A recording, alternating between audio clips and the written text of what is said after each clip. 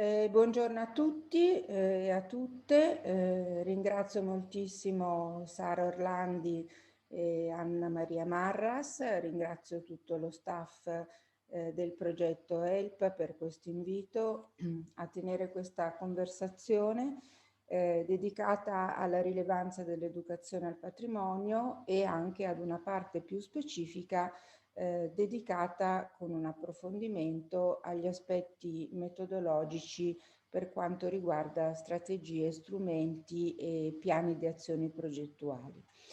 Inizio subito a presentarvi appunto quello che secondo me in qualche modo restituisce la complessità di quando si parla di educazione al patrimonio e di patrimonio culturale, in quanto questo ambito è estremamente stratificato ed estremamente articolato perché implica e comporta una serie di altri ambiti e di realtà e di attori, perché quando parliamo di patrimonio culturale parliamo ovviamente di istituzioni culturali e quindi di musei, ma non possiamo dimenticarci che soprattutto nella contemporaneità che stiamo vivendo, il patrimonio culturale è una straordinaria risorsa per promuovere la responsabilità sociale, per promuovere l'audience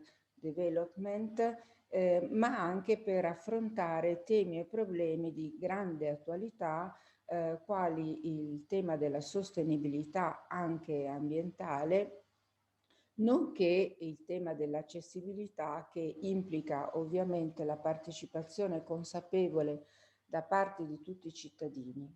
In ultimo, ma ovviamente non da ultimo, soprattutto alla luce di questo ultimo periodo che abbiamo vissuto e che stiamo ancora vivendo, estremamente forte deve essere l'attenzione quando si parla di patrimonio culturale per quanto riguarda la relazione controversa ed estremamente interessante tra reale e digitale, tra corporeo e digitale, tra presenza e distanza.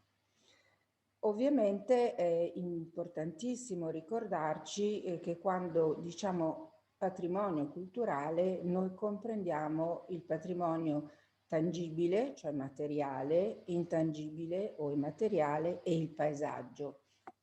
Nel 2016, proprio in Italia, proprio a Milano, si tenne la General Conference di ICOM dedicata a Museum and Cultural Landscapes, che ha appunto avuto come raccomandazione in uscita il sostenere una relazione sempre più stretta e attenta tra istituzioni culturali e paesaggi. Il paesaggio culturale è un tessuto connettivo, è un sistema stratificato di storie e di memorie e ci consente di individuare tracce ed evidenze e ovviamente è un ambiente di apprendimento. Per quanto riguarda il patrimonio immateriale, un documento, una convenzione importantissima è quella del 2003 dell'UNESCO, con la quale per la prima volta si inserisce all'interno del concetto di patrimonio culturale il patrimonio immateriale, che comprende le conoscenze, i saperi, i riti, le tradizioni e quindi tutto quello che è anche molto più in risonanza e più vicino con la vita delle comunità e delle collettività. Mi preme molto precisare la differenza tra educazione al patrimonio e didattica. Ancora oggi questo equivoco è come dire, in uso ed è un equivoco non soltanto dal punto di vista lessicale, ma soprattutto dal punto di vista concettuale. Infatti non sono sinonimi, è ancora valida, nonostante siano passati 12 anni, la definizione, questo è ovviamente un estratto, che la Commissione Educazione e Mediazione di ICOM Italia scrisse nel 2009, proprio andando a precisare che cosa si intende per educazione al patrimonio. È un'educazione, è un'attività formale e informale che educa sia alla conoscenza, perché non si può prescindere da mettere in atto una serie di apprendimenti disciplinari e scientifici, ma contemporaneamente educa al rispetto e consente ai cittadini, soprattutto ai cittadini in formazione, di assumere comportamenti responsabili. Il patrimonio culturale diventa oggetto di ricerca, ma anche di interpretazione, perché tutti possono contribuire e partecipare ad attualizzare i significati e i sensi del patrimonio culturale. Un altro elemento fondamentale è la prospettiva dell'educazione ricorrente e permanente, in quanto non esiste un'età specifica all'interno della quale si possono sviluppare degli apprendimenti, ma in qualsiasi stagione della vita le persone possono conoscere, interpretare, apprendere e partecipare alla vita del patrimonio, ovviamente in una prospettiva non soltanto attiva, ma democratica e partecipativa. Richard Sandel, che attualmente è il direttore di Museum and Studies all'Università di Leicester, nel 2002 scrisse questo libro importantissimo, ovviamente ne ha scritti altri nel corso di questi anni altrettanto importanti, e ancora oggi la sua accezione di accessibilità è valida perché ci fa riflettere che non si può considerare all'accessibilità soltanto come l'abbattimento di barriere fisiche, sociali ed economiche, ma anche come l'abbattimento di barriere, il consentire la partecipazione e soprattutto il consentire l'apprendimento non solo del patrimonio, ma dei saperi del patrimonio, e anche di consentire la rappresentazione di chi è il diretto destinatario del patrimonio. E quindi vedete come è estremamente articolato il concetto di accessibilità, che è una delle dorsali di senso più importanti che attraversa la nostra contemporaneità. Un altro snodo storico importante dopo la Convenzione del 2003 dell'UNESCO è la Convenzione del Consiglio d'Europa, chiamata Convenzione di Faro perché venne sottoscritta nel 2005. Attenzione che l'Italia l'ha sottoscritta soltanto l'anno scorso, nel 2020, quindi 15 anni dopo, perché segna esattamente un cambio, un rovesciamento di prospettiva, nel senso che si dichiara che il patrimonio culturale è, come dire, il patrimonio delle comunità di eredità, delle comunità patrimoniali, indipendentemente da chi ne ha il possesso, ed è il risultato di una continua interazione tra le comunità, i luoghi e quindi lo spazio e il tempo. E quindi viene continuamente attivato, rinnovato, attualizzato a seconda dello scorrere del tempo che si vive. Non solo, ma una comunità patrimoniale consiste in un insieme di persone che attribuiscono specifici valori al patrimonio culturale. Quindi, come vedete, non è gerarchicamente qualcuno, un ente, un'organizzazione che dall'alto dichiara e definisce che cos'è il patrimonio e chi ne è il proprietario, ma è tutta la collettività che contribuisce e partecipa a rendere vivo e vitale il patrimonio culturale. L'educazione al patrimonio è un'esperienza molto complessa, intricata ed intrigante, che consente di investigare il patrimonio, di porre dei quesiti, di cercare delle risposte, se si assume però la prospettiva processuale. La prospettiva processuale significa che come ho appena detto, il patrimonio culturale non è un bene comune statico, ma è qualcosa di dinamico che viene continuamente modificato proprio dall'interazione costante nello spazio e nel tempo con le persone di qualsiasi età e di qualsiasi provenienza e fisionomia culturale interagiscono con esso. Quindi educare al patrimonio significa fare ricerca, significa porre dei quesiti, significa individuare risposte. E chi sono i destinatari? I destinatari sono tutte le persone, ovviamente a seconda delle loro esigenze, bisogni, attese, si differenziano per provenienze culturali, sociali, fisionomie. Non soltanto i cittadini in formazione, che sicuramente sono i destinatari principali e primi dell'educazione al patrimonio, e anche quelli che vengono chiamati i nuovi cittadini o i nuovi pubblici, che sono le persone che possono appartenere a gruppi sociali emarginati o a gruppi sociali culturalmente diversi per provenienza e che partecipano con il loro sguardo e con la loro cultura ad attualizzare il patrimonio in una prospettiva di inclusione culturale e sociale.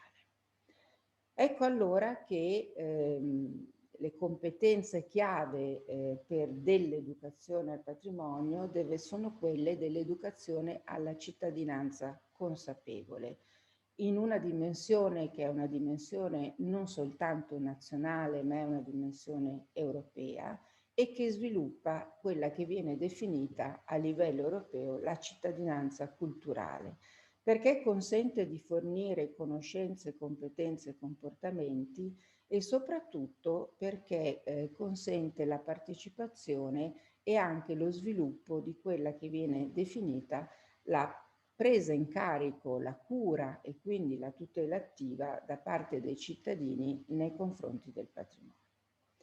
Allora vediamo perché è rilevante. Il concetto di rilevanza è un concetto importante che significa mettere l'accento su qualcosa che si ritiene cruciale, strategico, indispensabile, in una prospettiva partecipativa, ovviamente, quindi non in una prospettiva di direzione autoreferenziale.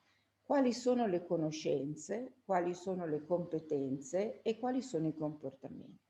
Prima di tutto riguardano gli aspetti dell'apprendimento, dell'osservazione, esercitare lo sguardo, assumere informazione, interpretare anche creativamente il patrimonio culturale e assumere consapevolezze non soltanto riguardo la propria biografia culturale, ma anche la biografia culturale di altri, perché il patrimonio culturale è di per sé un oggetto transculturale, è un oggetto nomade, è un oggetto che afferisce a più culture, è un oggetto che viene continuamente interpretato e quindi è di per sé un oggetto, un dispositivo straordinario per l'educazione al patrimonio in chiave interculturale.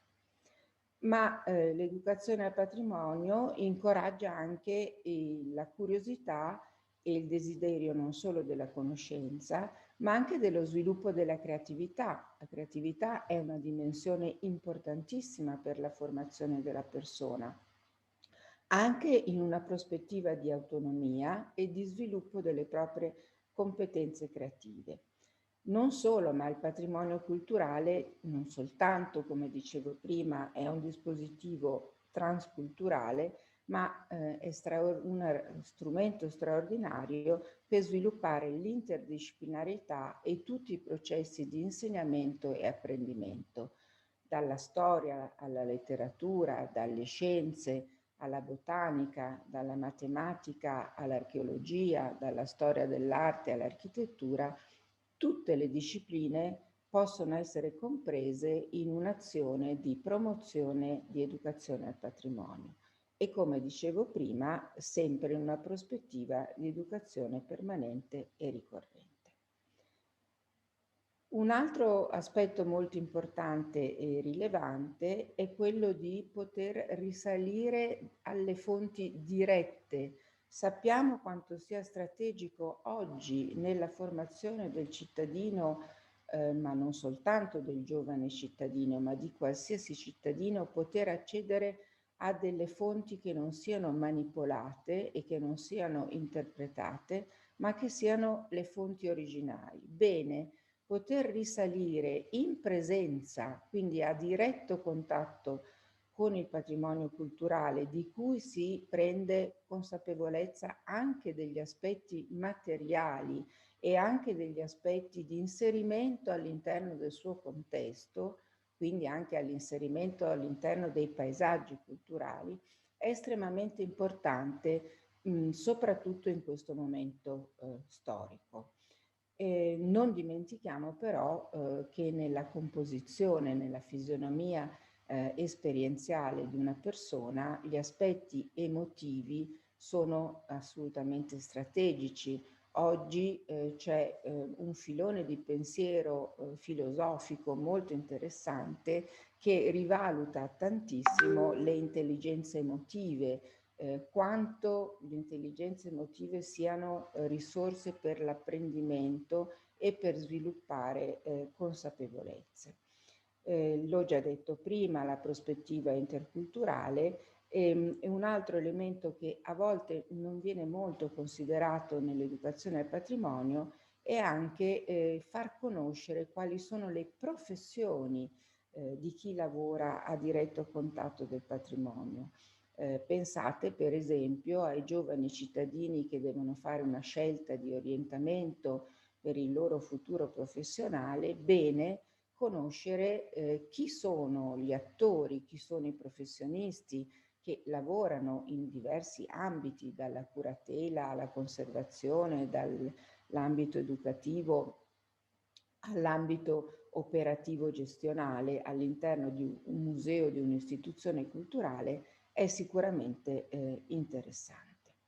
E ancora, mi preme molto sottolineare che educare al patrimonio significa educare alla consapevolezza storica e anche al riconoscimento della propria identità in continua trasformazione e soprattutto alla conoscenza della memoria, oggi più che mai che ci sono, come ben sapete, tantissimi processi di rivisitazione di memorie, anche di memorie recenti e anche di memorie passate, per cui il patrimonio deve essere interrogato come testimone sempre considerandolo all'interno del proprio contesto e verificando quanto e come sia stato caricato di valori e di significati durante l'evolversi del tempo e quindi assumere una prospettiva critica, una prospettiva dialettica, una prospettiva democratica all'interno della quale tanti e diversi sguardi hanno diritto di cittadinanza. Educare al patrimonio culturale è rilevante anche perché, come dicevo prima, promuove un senso di appartenenza, una relazione stretta tra cittadini e patrimonio. Il patrimonio diventa un corpo vivo, diventa qualcosa che ci appartiene, di cui in qualche modo anche noi siamo diretti responsabili perché siamo i primi destinatari e quindi possiamo sviluppare la tutela attiva che è fatta di azioni che partono dalla consapevolezza della cittadinanza. Passiamo invece ora a, come dire, conseguente, perché c'è ovviamente una correlazione tra questa prima parte di inquadramento, di contestualizzazione, ad una parte diciamo più operativa e più strategica e strumentale, presentandovi questo strumento che è la scheda di progetto o il project plan, che può essere utile nel momento in cui si va a progettare una serie di attività, azioni, percorsi con il patrimonio culturale. La progettazione in chiave educativa con il patrimonio culturale è una progettazione che ha le sue specificità, le sue caratteristiche, le sue metodologie, i suoi strumenti, le sue strategie. È fondamentale chiedersi per chi, perché, come e con che cosa. Quindi assumere sempre una postura di tipo riflessivo, interrogativo, processuale, e quindi vedete la relazione tra quello che ho detto prima, e dubitativa, nel senso che il vero ricercatore è colui che continuamente si interroga ad ogni step, ad ogni passaggio, cercando la dimensione della coerenza, della trasferibilità e della correttezza. Ovviamente il titolo del progetto è l'ultimo elemento che si pone, un po' come quando si dà il titolo ad un saggio o ad un libro. Si incomincia sempre domandandosi le azioni pregresse. Da dove ha origine questo progetto che intraprendo a realizzare? Come si è realizzato precedentemente? Ci sono state delle occasioni che possono essere dei corsi, dei seminari, degli incontri o anche dei percorsi precedenti che sono stati intrapresi e magari non portati a termine.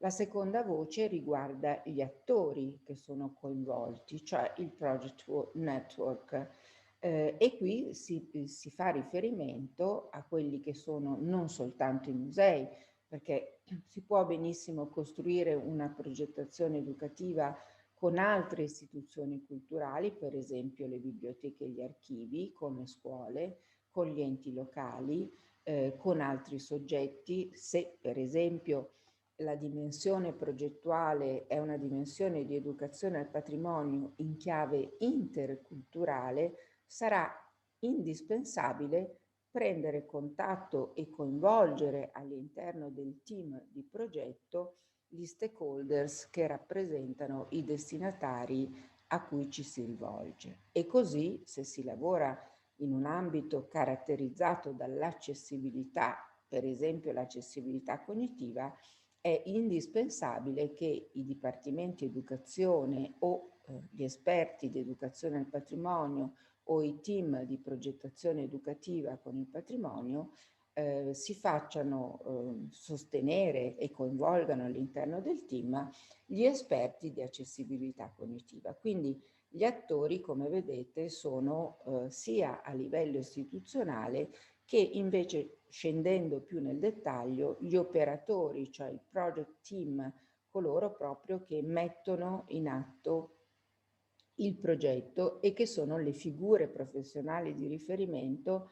Ovviamente se il progetto si riferisce ed è rivolto al pubblico scolastico, saranno gli insegnanti, ci saranno gli educatori museali, ci possono essere altre figure professionali all'interno del museo come i curatori o come i direttori scientifici, però ci possono essere anche dei testimoni privilegiati, persone che portano un loro contributo.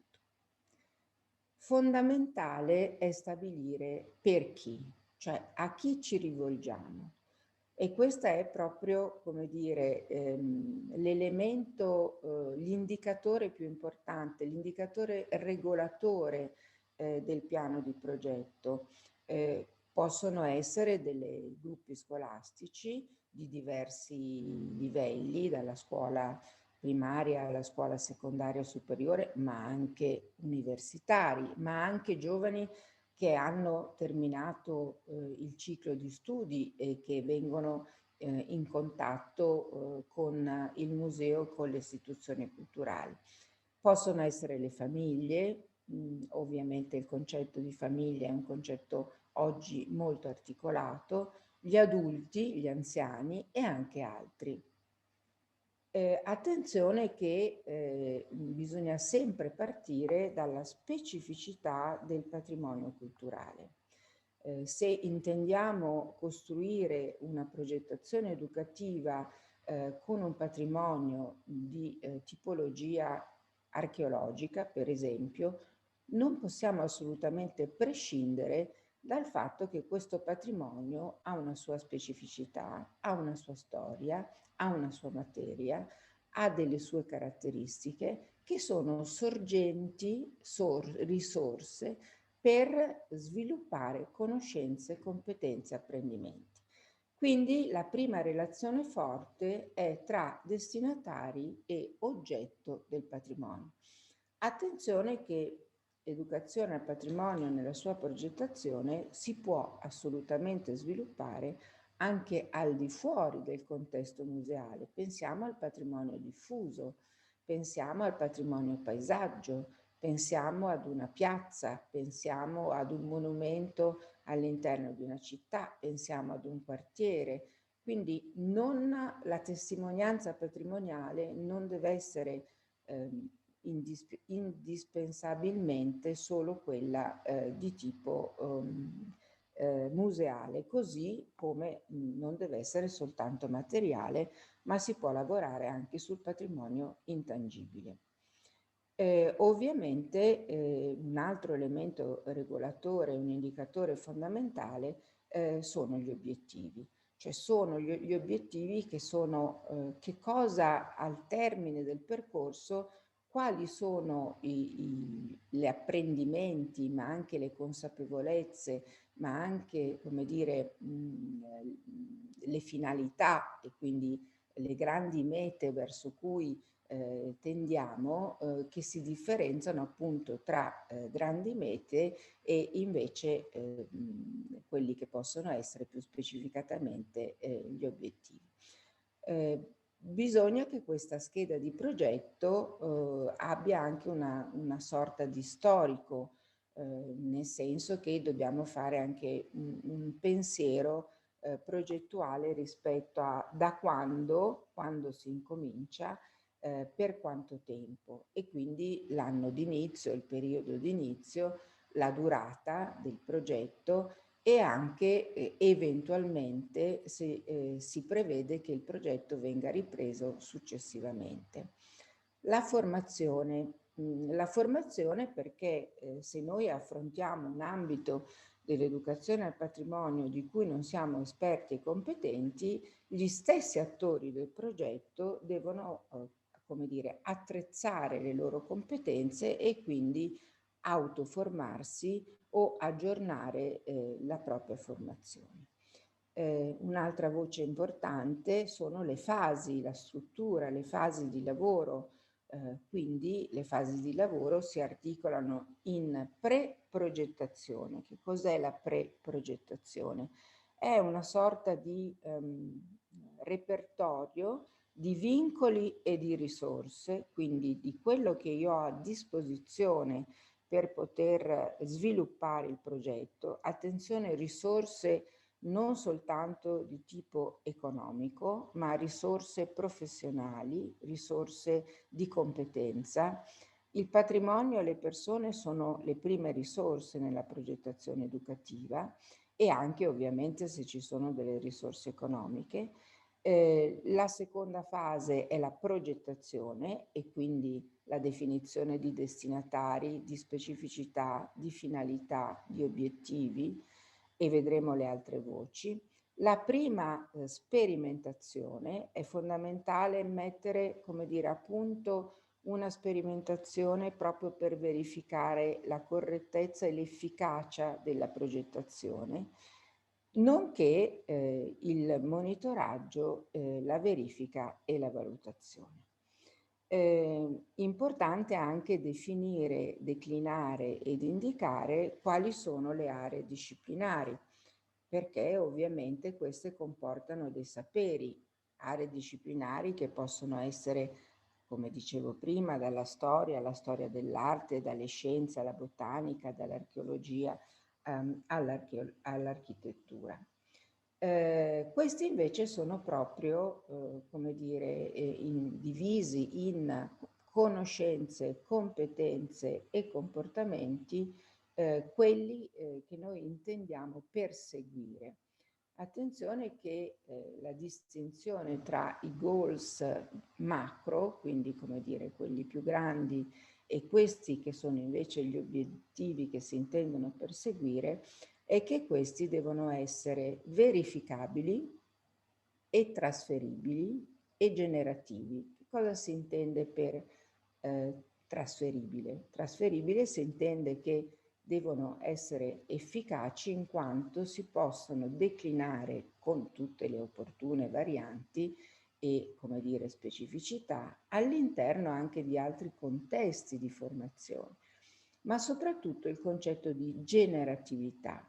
Come faccio io, progettista, nell'ambito dell'educazione al patrimonio, a selezionare, a individuare la rilevanza dei miei obiettivi? Quelli che sono più generativi, cioè quelli che autonomamente contengono al loro interno una germinazione, una potenzialità per cui promuovono diversi apprendimenti. Questo è un indicatore importante perché mi consente di andare a selezionare quelli che sono gli obiettivi prioritari all'interno di una progettazione e di una programmazione nell'ambito dell'educazione al patrimonio. Ovviamente le conoscenze sono i saperi, le competenze sono i saper fare, cioè le abilità, e i comportamenti sono i saper essere. I comportamenti sono anche il modo in cui si apprende, il modo in cui si fa. Molto importante è la distinzione tra strategie e strumenti. Le strategie rispondono alla domanda come, gli strumenti rispondono alla domanda con che cosa. Le strategie, non è impossibile formulare un repertorio esaustivo di tutte le strategie. Ovviamente il principio che vi ho già dichiarato è quello della coerenza. Ad ogni obiettivo, per ogni azione, corrisponde una specifica strategia che può essere un workshop, che può essere la presenza dell'educatore in aula, che può essere un'attività laboratoriale, che può essere la produzione di un filmato, eccetera, eccetera. Gli strumenti invece sono proprio i materiali, cioè con che cosa, schede, semi laborati che io devo compilare, completare, accompagnamenti ai percorsi, eccetera. Sono molto importanti ovviamente anche gli output, ma attenzione, sono importanti perché devono riguardare ciò che viene realizzato da chi è coinvolto all'interno della progettazione. Quindi come produzione, come esiti di formazione ed esiti di prodotto. Gli esiti di prodotto è importantissimo definirli perché anch'essi hanno una ricaduta all'interno della organizzazione della pianificazione progettuale. Queste sono delle voci molto importanti, purtroppo sovente non praticate da chi si occupa di progettazione educativa per mancanza di tempo e per poca attenzione. Dunque è strategico prevedere fin dall'inizio, e quindi non alla fine del progetto, ma quando in incipit, quando si inizia, come si documentano le fasi del progetto, con quali strumenti, chi sarà il responsabile della documentazione, perché è fondamentale la documentazione? Per una serie di ragioni. La prima ragione è perché ci consente di riflettere su quello che stiamo vivendo, ma anche sulle acquisizioni. Ci consente di fare memoria, perché noi possiamo anche non essere stabili, costanti come presenze all'interno di un'istituzione, ma se c'è un dossier costruito con una documentazione efficace che parla da sola, che consente a chi viene dopo di noi di acquisire il processo di evoluzione del progetto, capite bene che la traccia è una traccia sensibile e fondamentale. È molto importante anche perché consente di comunicare. Senza documentazione non c'è monitoraggio e non c'è comunicazione. Io non posso pensare di fare monitoraggio, valutazione e comunicazione sull'impressione o sulla conversazione, vale a dire il progetto è andato abbastanza bene, ho trovato difficoltà, però l'abbiamo risolto, cioè frasi che che non hanno come base, come riferimento, una documentazione strutturata. Ovviamente la documentazione oggi è anche una documentazione che serve per la disseminazione, la diffusione online, perché è fondamentale. Ci sono tantissimi dipartimenti educazione e servizi educativi che realizzano meravigliosi e importantissimi progetti che pochissimi conoscono al di fuori della comunità dei professionisti, dei ricercatori, perché non vengono documentati e non vengono comunicati. Quindi la documentazione deve essere anche, come dire, flessibile e variegata per consentire diverse modalità di diffusione. Cruciale, centrale è il monitoraggio, la verifica e la valutazione. Il monitoraggio, lo dice la parola stessa, è un accompagnamento di tutte le fasi del progetto per individuare ovviamente periodicamente attraverso degli incontri e attraverso dei momenti di consultazione tra gli attori di progetto quali sono gli elementi di criticità, quali sono le previsioni progettuali che si sono rilevate fallace o poco corrette. Un esempio per tutti, molto pratico. Abbiamo previsto che il laboratorio durasse un'ora, abbiamo verificato che in itinere, quindi con un monitoraggio in itinere, che il laboratorio necessita di un'ora e mezza. Abbiamo previsto che i partecipanti non avessero difficoltà a relazionarsi tra loro, stiamo verificando in itinere che la relazione interpersonale non è riuscita, quindi dobbiamo apportare dei correttivi. Capite bene che se questa condivisione attraverso focus group, attraverso coinvolgimento anche di tutti gli attori secondari, tra virgolette, del progetto, viene fatta periodicamente e sistematicamente, possiamo apportare dei correttivi. Se questo non avviene, ci ritroviamo alla fine ad affrontare la verifica e la valutazione quando il progetto è finito e difficilmente si possono introdurre i correttivi per risolvere gli elementi di criticità. Può esserci anche una figura strategica che molto poco utilizzata, ma sarebbe assolutamente fondamentale, che è il verificatore e l'osservatore esterno, cioè un professionista di verifica e di valutazione che non è coinvolto emotivamente e progettualmente all'interno del team di progetto e quindi che ha uno sguardo obiettivo e che può indicare e segnalare quelli che sono gli elementi di criticità.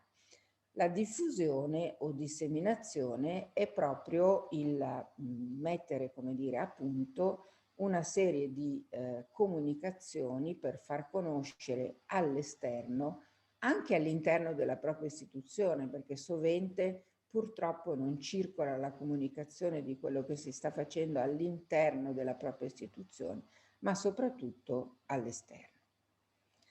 Ovviamente le risorse finanziarie, che possono essere le più svariate, quelli che possono essere gli aspetti di positività, quindi gli elementi che, come dire, alla prova del progetto fattuale, fattivo, si sono rilevati positivi, e quelli che sono invece gli aspetti di criticità rispetto ai quali intervenire. Questo piano di progetto ha una doppia valenza.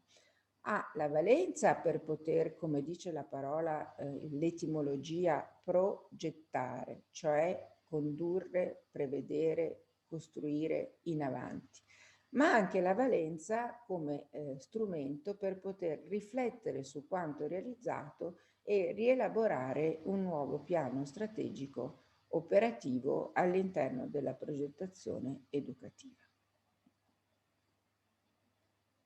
Io vi ringrazio e ho terminato.